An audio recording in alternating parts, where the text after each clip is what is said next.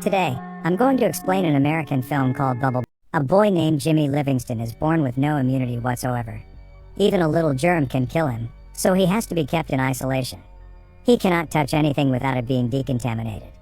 Hence, he will have to live inside a bubble-like plastic sphere for all his life to survive. His mother, Mrs. Livingston, is overprotective of her son. Until he was 4 years old, he wasn't even allowed to come home. However, after he turned 4, she and Mr. Livingston bring the little boy home in his bubble. His room too has a huge bubble, so he can walk inside it. The bubble has a pair of protruded hands that his parents can use to touch him. All his toys are decontaminated to be free of the smallest of the germs and kept inside the bubble. Jimmy has lived in that room ever since. Mrs. Livingston doesn't ever want him to leave the bubble, so she ends all the bedtime stories with the princess dying because they were let free. He is only allowed to watch one TV channel and read one magazine, because Mrs. Livingston insists they are the only ones ever made. She also uses the protruded arms to cut his hair and hug her son. Mrs. Livingston is an extreme nationalist, so she teaches Jimmy only the things she thinks are reasonable and forces her ideas on him. However, poor Jimmy doesn't know better, so he goes along with it.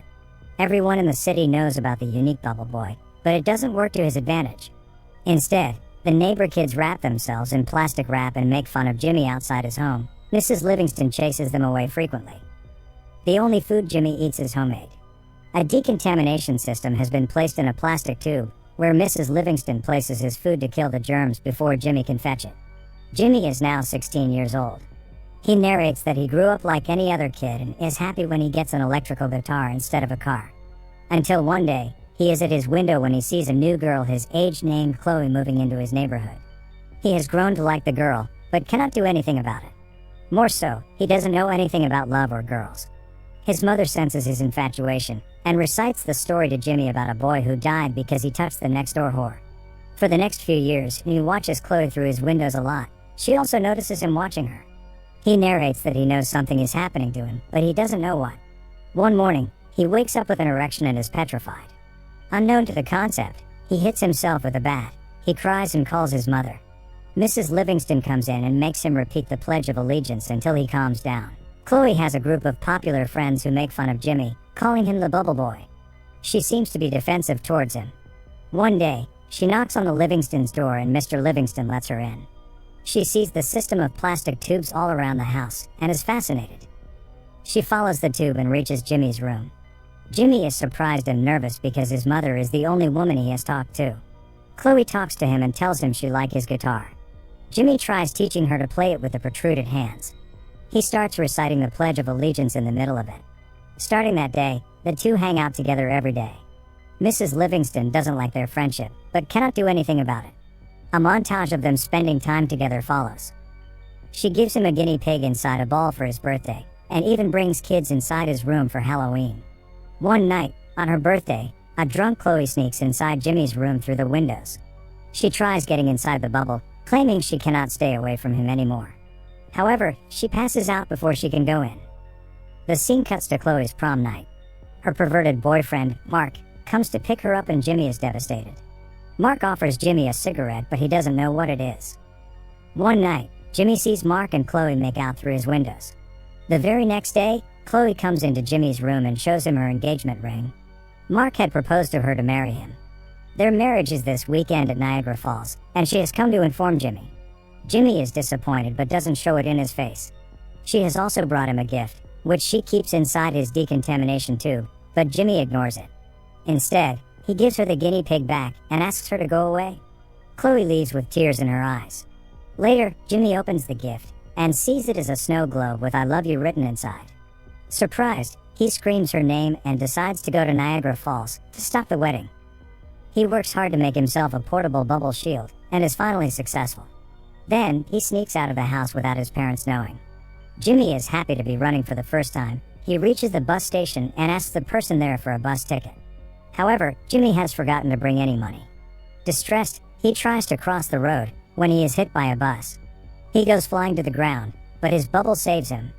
The people from the bus come out and offer to give him a ride. Jimmy happily accepts it, but he gets to know that the people are part of a religious cult. When he points it out, they angrily throw him out of the bus. The cult group reaches their destination, where their leader announces a round man inside a globe to be the savior sent by God. The group realizes that Jimmy was their savior and sets off to look for him to take him out of the globe. Meanwhile, Jimmy meets a biker named Slim. Jimmy tells him about the love of his life marrying someone else. Slim is impressed, and in turn tells him of his old girlfriend who he still loves named Wildfire. He then offers Jimmy a ride, and both of them make their way to Niagara Falls. At home, Mrs. Livingston finds Jimmy missing and freaks out. Mrs. Livingston and her husband set out to look for Jimmy, because the police would only do it after 24 hours of the disappearance. Elsewhere, Slim and Jimmy reach Vegas and stop to rest. They have a lot of fun at a casino, but Jimmy only has 2 days before the wedding. So, he leaves Slim at the club, steals a scooter, and runs away in it. After traveling for a while, Jimmy comes across his parents' car, who tries to stop him from running. In a hurry, Jimmy gets into an accident. But thankfully, his bubble bounces him into a running train. He escapes his mother but is now trapped in a train with talents from a freak show. The freaks tell him about their boss, Dr. Freak, who keeps them captured and uses them in his freak show. Jimmy meets Dr. Freak, who happens to be a dwarf. He accidentally throws the man to the ground with his bubble and frees the other freaks. Then he continues his way to Niagara Falls. But he can hardly use a scooter anymore, so he goes to a restaurant to ask someone for a ride. There, a bunch of police officers bully a man named Push Pop. When Jimmy tells them he has no immunity, they assume Jimmy has a contagious disease and run away from the place. The restaurant catches on fire in the chaos, and Push Pop offers Jimmy a ride. He also agrees to take him to Niagara Falls. Somewhere else, Mrs. Livingston reaches Dr. Freak, who tells her that Jimmy is going to Niagara Falls. Furious, she calls Chloe and yells at her for making Jimmy run away.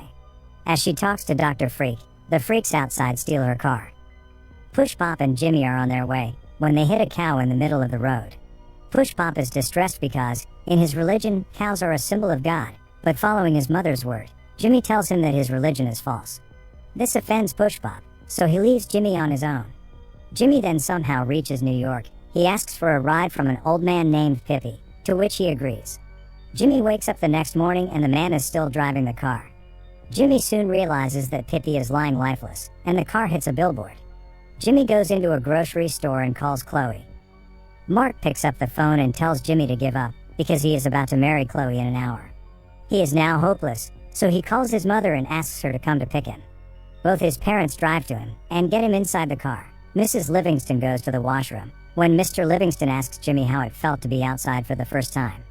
The father and son bond. Mr. Livingston tells Jimmy to not give up before trying. Taking his words, Jimmy runs to stop the wedding. Mrs. Livingston sees this and follows him in their car.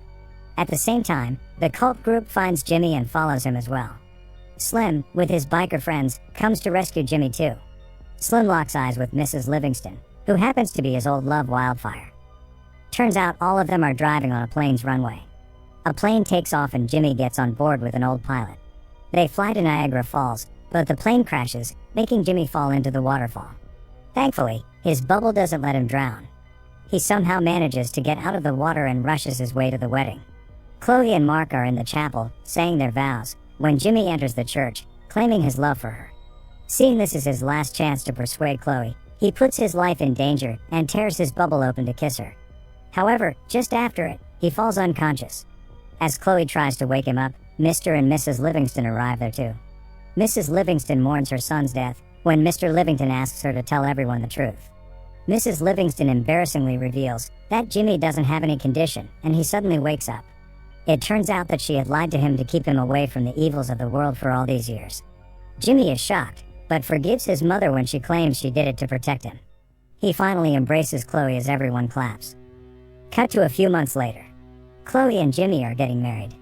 Everyone he met during his journey is at the wedding. Mr. Livingston, Mrs. Livingston, and Slim are now a throuple. The movie ends as we see Jimmy and Chloe drive away in a car to their honeymoon.